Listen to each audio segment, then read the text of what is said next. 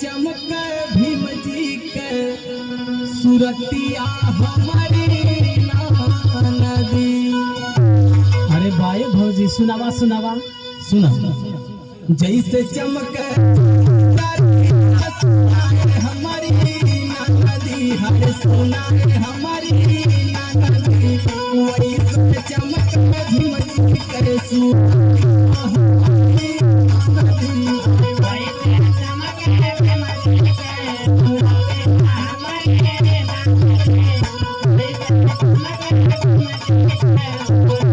बाबू का अपने तरफ खींच लीजिएगा थोड़ा लगेगा बाबू को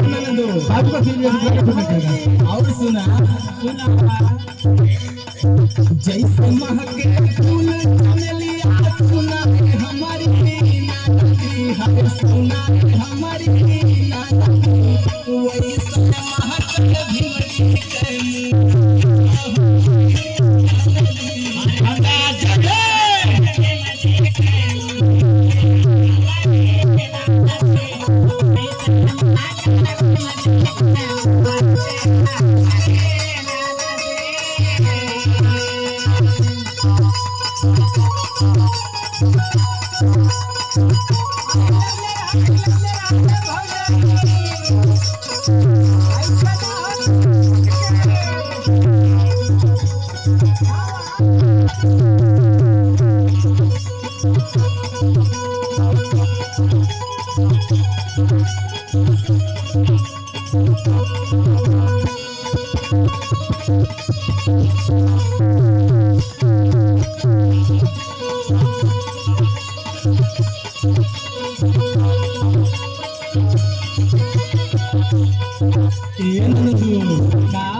और सुना सुनावा रातिया में देखी सपना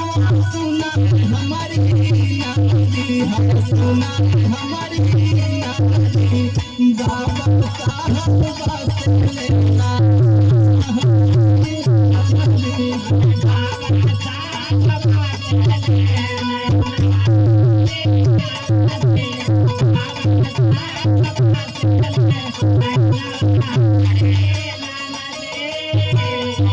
और सुना